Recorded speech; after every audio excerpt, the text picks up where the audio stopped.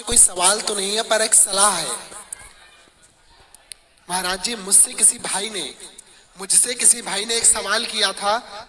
अगर मैंने उस भाई के सवाल का जवाब ठीक दिया हो तो अपने श्री चरणों का आशीर्वाद सिद्धार्थ को देना।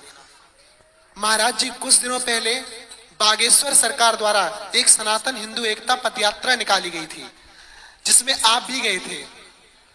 तो महाराज जी, उस यात्रा में एक नारा बोला जा रहा था कि जात पात की करो विदाई, हम सब हिंदू भाई भाई।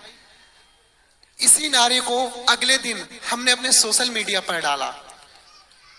तो अगले दिन एक भाई का कमेंट आया, उसने मुझसे एक सवाल किया कि भाई आप लोग जात पात को नहीं मानते हो। हमने कहा बिल्कुल नहीं। तो उसने हमसे कहा कि आप शूद्र के घर भोजन कर सकते हो, आप शूद्र के घर में भोजन कर सकते हो। तो महाराज जी, हमने उस भाई से पूछा कि भाई एक बात बताओ कि तुम कितने भाई हो? बोला 4। मैंने कहा कौन कौन? बोला इमरान, अफरान, अदब, उवैस।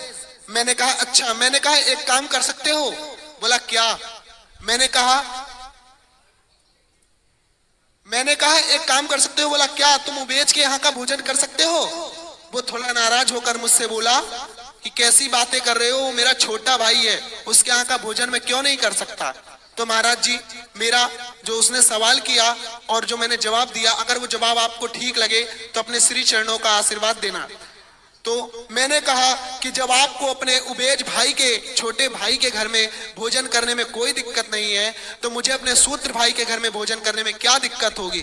जैसे तुम 4 भाई हो, उसी तरह हम 4 भाई हैं, क्षत्रिय, ब्राह्मण, क्षत्रिय, वैश्य, शूद्र। शूद्र मेरे सबसे छोटे भाई का नाम है। अगर आप लोग ये गलत समझते हो कि शूद्र हमसे अलग है, तो ये बिल्कुल आपकी सही अलग है कि शूद्र हमारे सबसे छोटे भाई का नाम है। अगर आप इस बात से संतुष्ट हो तो महाराज जी श्री चरणों का आशीर्वाद देना। और सभी हिंदू भाइयों से एक बात कहना है महाराज जी, कि जो भी अब कोई जाति पूछे तो हमारा जो जवाब होना चाहिए वो किस प्रकार से होना चाहिए, उस बात को आपको बताना चाहता हूं।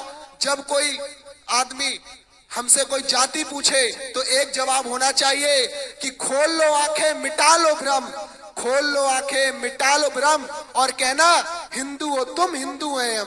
बोलो भारत माता की, बोल भारत हिंदू राष्ट्र की, बोल सत्य सनातन धर्म की, बोल प्यारे संतों की।